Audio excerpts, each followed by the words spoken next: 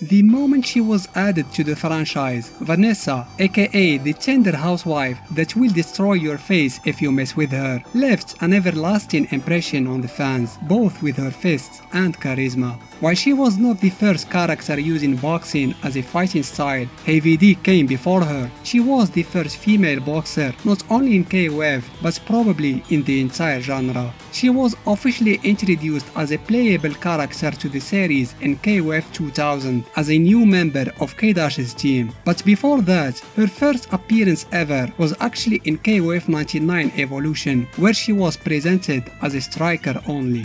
Vanessa was created alongside a number of middle-aged characters like Maxima, Seth and Lin to balance a bit their roster that was dominated mostly by teenagers, which makes her the oddest female figure in the series. Frankly, it doesn't show at all. The first time I saw her, I thought she was much younger than she really was, especially with how fluid and fast her movements are and how she seems enjoying the combat. Before diving deep into her backstory, as always, if you like this content, don't forget to subscribe and click the bell icon so you can be notified with every new video posted.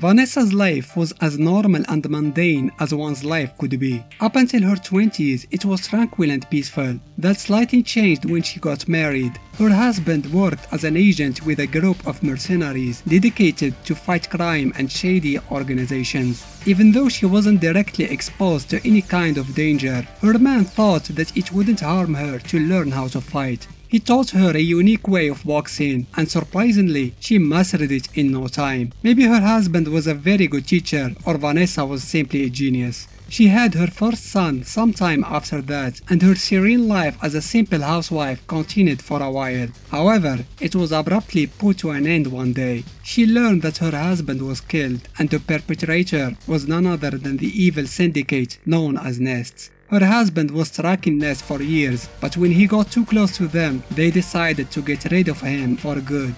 But Vanessa was not the passive type who content themselves with just crying in a corner. She decided to transform her sorrow into action and join the mercenary group herself, aiming to continue where her late husband had left off. During her time there, she met her soon-to-become her most trustworthy friend, Seth. They both worked under the orders of a veteran soldier and an old acquaintance to Hydern, a man named Commander Ling. For years, they tirelessly hunted down every suspicious activity of Nests until the year 2000 came.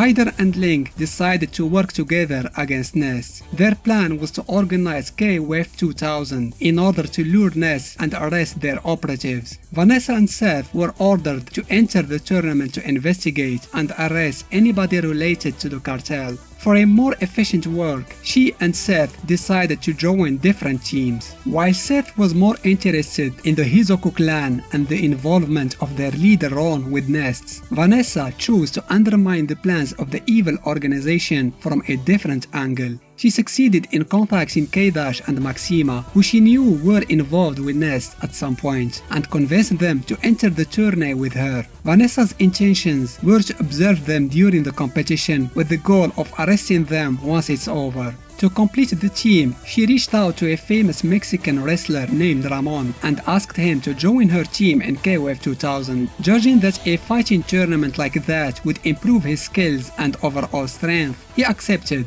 Of course, the fact that he would get to hang out with a very attractive woman for some time had absolutely nothing to do with his acceptance. With her new teammates, Vanessa entered KOF. They did extremely good during the matches and even fought their way to the finals. They were then invited to a mansion where they met the real mastermind behind that edition. Vanessa was very confused when she saw the man that she thought was her boss there, but the sinister man immediately cleared away her confusion when he announced that he was Zero, a former top agent of Nests. Then Zero revealed the shocking truth. He killed the real Commander Ling sometime time ago. After that, he used his DNA to create a clone of him who impersonated as Commander Ling. The reason behind all that was to convince Hyder to organize KOF.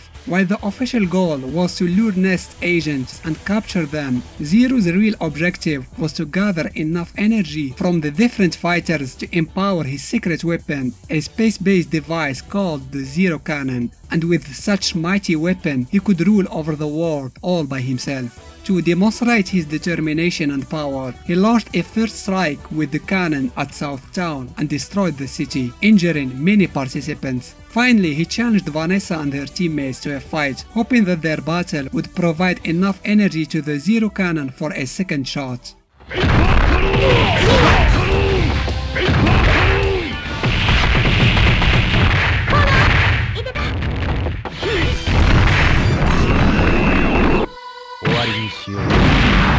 They fought with all their strength and managed to best their fearsome enemy. However, it didn't really matter for Zero because his second shot was ready. Unfortunately for him, when he tried to launch the attack, he did not expect that the weapon would have been rigged thanks to Kula, causing him to be the very target of his own weapon. The explosion caused by the cannon was strong enough to knock Vanessa unconscious and separate her from K- and Maxima. When she woke up, she found herself on Ramon's back, who was more than happy to carry her to safety. While it's true that she failed in arresting her two teammates as planned, she was at least declared as the first Queen of Fighters. With the death of Commander Ling, the mercenary group Vanessa and Seth used to work with was disbanded, but that did not mean that their fight against Ness was over. They resumed their battle against the evil organization by entering the following KOF 2001, the tournament that was held by Ness itself. To complete their team, Vanessa had no problem to convince Ramon to help her again, while Seth somehow managed to persuade an unexpected figure to join their team, ShoryuGame. The red-headed specified that their goal mattered little to him and that they would be wrong to consider him as an ally. All he wanted was a chance to fight Kyo during the tourney. Once the competition came to an end and Ness' total destruction was confirmed, Ramon, Vanessa and Seth decided to arrest Iori as he was labeled as a dangerous individual. Iori didn't seem fazed at all by the sudden turn of events and told them that they were welcome to try to capture him. Seeing how Iori was still roaming free in later games, we can imagine how their fight ended. Now working as a freelance mercenary, Vanessa was tasked by Hyder to investigate the activities of the group known as those from the past. She entered KOF 11 for that purpose with Blue Mary as a partner. Even though it was the first time they had to team up, Vanessa knew Mary from before, as she was an acquaintance to her past dead lover Butch. And once again, Vanessa had to rely on Ramon's help with the investigation. Her team was one of the three teams under Hyder's orders, the other two being K-Dash's and the Ikari Warriors of course. When Magaki, the host of the tournament and the member of the aforementioned clan, was killed at the end of KOF 11, Vanessa's team helped secure his corpse and were all called to attend to Hyder's conference and report the results of their investigation. She was still working under Hyder's command during the next tourney. Although she did not participate to the competition, she was actively working in the shadows with her fellow agent partners. They managed to find the chamber hiding the time gate which Psyche, the leader of those from the past, was planning to use to rewrite history. Vanessa entered KOF 14 as a single entry when she heard the rumors about a suspicious and highly dangerous individuals present there, but all she found was an innocent-looking man. Regardless, she decided that he was her target for some reason. The two then engaged in a fight with an uncertain outcome. I hope she's alright.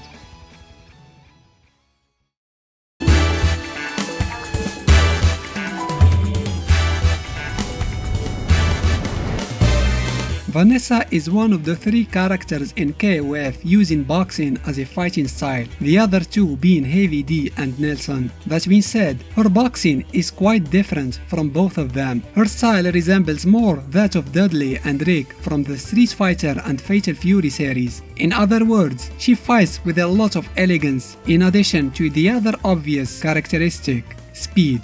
Vanessa's attacks are so fast that she is capable of translocating herself, much like K-Dash or Angel, except that in her case, no genetic enhancements were needed. The incredible speed is not her only strong point. Her punches are strong enough to the point that they can create small tornadoes and send projectiles back to their senders. But despite these super abilities, Vanessa will remind you that she is still just a human being when she shakes her hands in pain after delivering a powerful attack.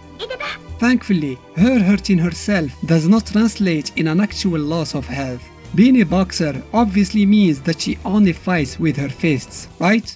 Wrong. Although it's rare, Vanessa can use her feet as well, as it's the case with her CD attacks. I mentioned earlier that her fighting style bears a resemblance to Dudley's, but he is not the only Street Fighter character she shares similarities with. Vanessa has many striking common points with c.viper too. They both are mothers with almost the same hair color. They work as undercover agents, and they are both well acquainted with a person named Seth.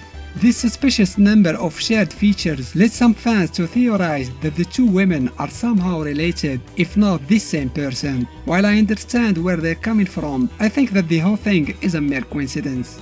Or is it? No, really, they're unrelated. There are two distinct tales about Vanessa's past. The one narrated in this video portrayed her as a widow, but the other version specifies that she is still married and her family is oblivious about her line of work. I honestly don't know which version is the canonical one. If I have to choose, I'll go with the former. I think that version makes her character a bit deeper and gives her more serious and grounded motivations. But the two possibilities can coexist. What if, after the death of her husband, she simply remarried? All contradictions would disappear then. This is of course just a theory of mine and I have nothing to back it up. What do you think? One thing is sure about Vanessa is that she doesn't like to be called old, no matter how cool and confident she tries to act in front of such rude comments. She even seems to be envious toward the other female characters for being younger. Understandably, it must be tough to be the oldest woman in a roster filled with teenagers, but that is exactly what makes Vanessa so unique, charming, and memorable. Special thanks to my patrons for their generous support. I hope you enjoyed this video. Give us a thumbs up if you did, and why not consider subscribing to the channel. Stay safe and thanks for watching.